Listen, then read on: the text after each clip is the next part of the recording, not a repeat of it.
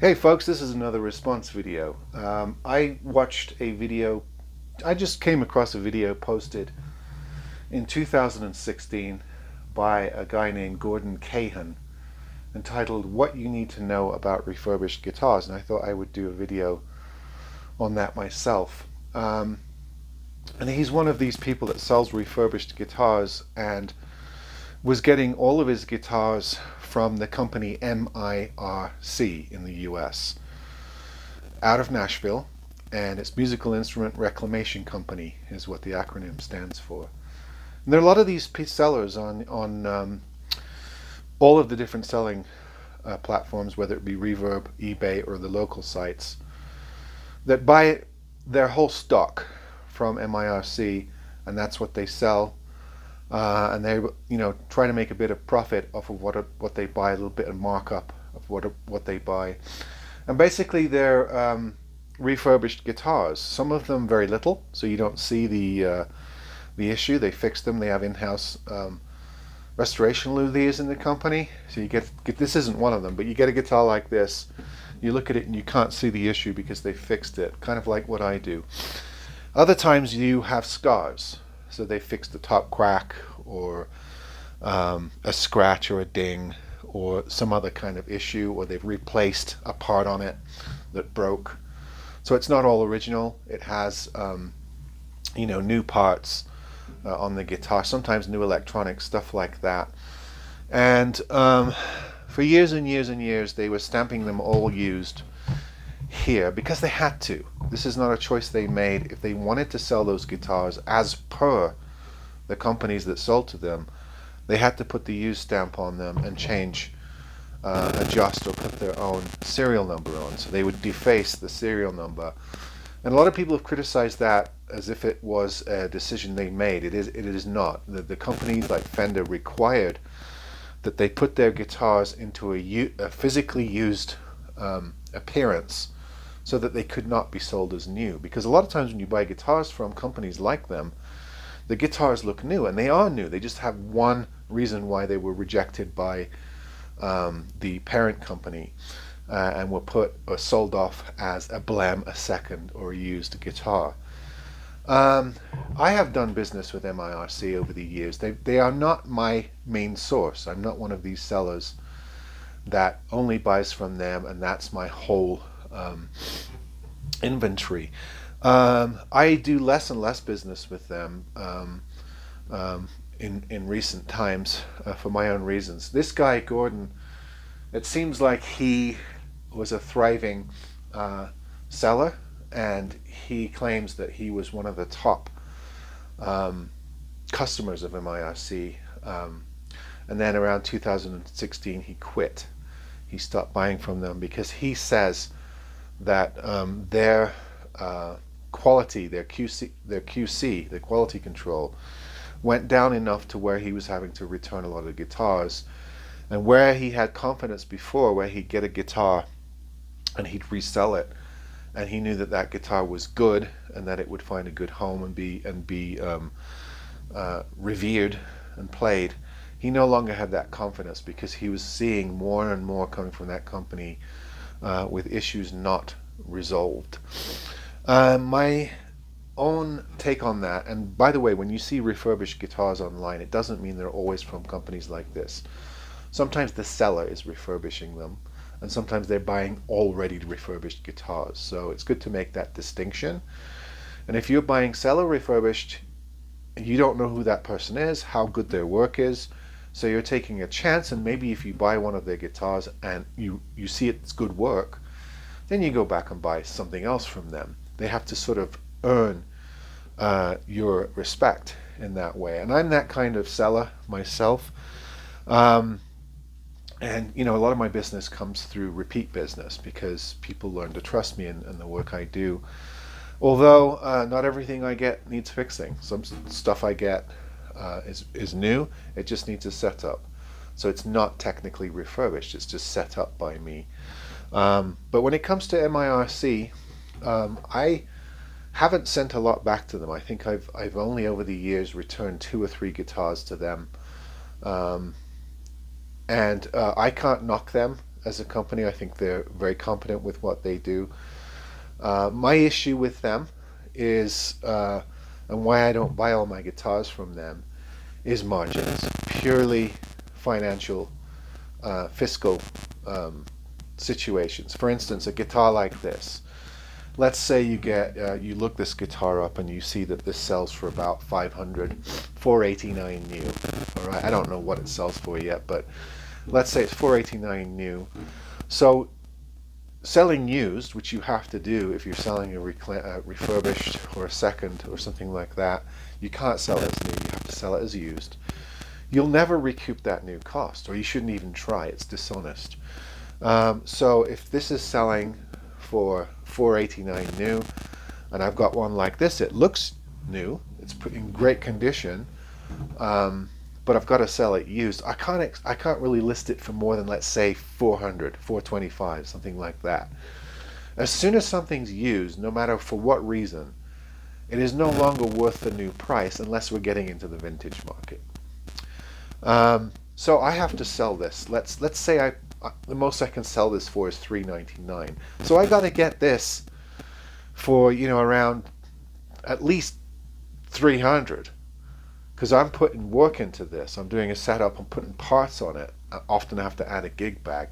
So I got to get it, 100, at least 100, maybe 150 less to be worth my time to sell it. So I need to be able to get this guitar for around 250, 300, so that I can sell it at the current used rate and find a customer. The problem that I have with a lot of these reclamation companies is that their prices are too high and there's no margin for resale. Sometimes their prices, wholesale prices, because they are technically wholesalers, their prices are $50 below the new price. Where's the margin for a reseller in that? So I buy less and less from those kind of companies, and I try to seek out guitars direct, where I'm not some second middleman in the chain, where I'm getting the guitar, and I sort of set the price, or I'm in control of the resale situation. It seems to work better, but it's harder to find guitars. You spend a lot of time searching. So, I've had returns. I have had to set up a lot of the guitars I've got from MIRC, even though they go through their shop. When they get to me, a lot of times the action's too high, there's fret end issues, and I have to do another setup on the guitar. So they're setting it up, and then I'm resetting it up, and then I'm selling it to a user. I don't mind doing that because I set up everything, whether I buy it new, used, blem, where I buy it from somebody, I take it on a trade. I do a setup on absolutely everything. But if I were a seller that don't do setups and I was buying from MIRC, I might get into a situation like this guy described. It wouldn't be worth it because, even though they've done a setup on the guitar, by the time it's shipped to me in a different part of the country, it needs more work. So you have to factor that in. And a lot of times when they do have physical scars on the guitar, you can't sell it anywhere near the new price anymore. And some of these companies don't understand this. They'll sell a guitar with a fixed top crack, right? You cannot say the guitar is a $500 guitar, and if it were in clean condition used, you could get 400. With a fixed top crack, no matter who's fixed it, people are now wary of that guitar. That guitar is damaged. It may be fixed by the top luthier in the world, but unless it's a vintage or a collectible guitar, it's worth way less now. This is why I don't understand the guys on YouTube that sell cracked, warped guitars for like 100 less than the new price. It's not worth that anymore. It's not even worth half of the new price. Once it has a physical damage on it, no matter how well it's repaired, it is no longer worth anywhere near either the new cost or the used cost for in good condition. And this is where I have a problem with these middlemen.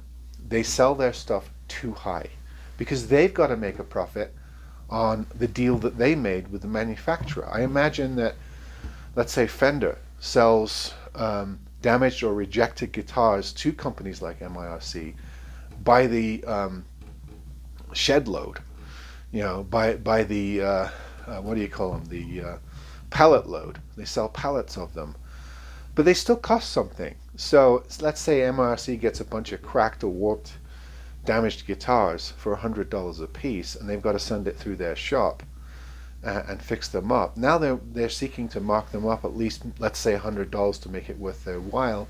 But a lot of times at the 200 mark, and it's got to go up again when it goes to a reseller, there's no margin left. There's nothing left. So that's the problem I run into with buying from a company that does reclamation or refurbished guitars. Often there's not enough price margin for it to be successful. And I've had other sellers tell me the same thing, that they used to do it, but they've moved on. They got tired of selling stuff at cost, or selling stuff for $10, $20 over their cost after they had invested time into fixing it up, setting it, listing it, that sort of stuff. So I think certainly MIRC do a good job. I think they have really good, skilled craftsmen in their shop. They're good at repairing things. They're good at refinishing as well. They do a really good job. Their setups are often a little better than factory setups, and I almost always have to do work on the guitars when I get them.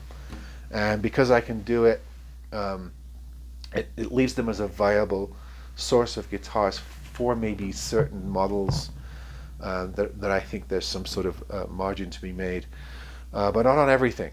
And a lot of times when I look at their inventory, I scroll through very quickly because, if they're selling Affinity Strats at $189, there's just no resale there, particularly with a physical defect or something like that. So I'm very, very picky in choosing models from companies like that. A lot of times I like to circumvent those companies and get the guitars and fix them myself, and cut out that middleman to where I can get the guitar at a lower cost. So there's my thing on refurbished guitars. It's a weird section of the guitar world, and buying blems, seconds, things marked with a 2 stamp, marked with a U stamp, whether it's directly from those companies off eBay, from reclamation companies like MIRC, and there are others probably in other countries as well.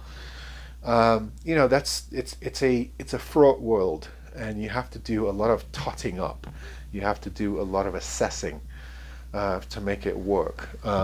Sometimes the bargains are excellent. Sometimes they'll blow out a whole load of pallets of a particular guitar, and the price is really good, and you can get in on it. But a lot of times there's just when you have so many middlemen in the chain, there's only so much money that can be made, and it's not that everybody's in it to make tons and tons of money off of each guitar, but when you're trying to resell a guitar, if you can't make $50, $60, $70, $80, $100, it's not worth it. It's not worth the time. You're putting in hours of setup, you're putting in parts, you're putting in a lot of time listing, showing, people coming to your house, and if you're only making $5, $10, $20 or even breaking even, it's just not worth it. So there's the whole deal from a seller's perspective on refurbished guitars. As a buyer, it's potluck. I mean, you might come across a refurbisher or luthier selling on eBay that lists something as refurbished, and it's great, it's fantastic. But I've also bought stuff along the way, and the work is amateur, and it wasn't worth it, or you have to redo it, or return the guitar. So there's that aspect as well. Some people refurbish guitars well, do a good job, others don't, and I've seen some nightmare work represented, particularly on eBay. So there's a whole take on the world of refurbished guitars. See you on the next one.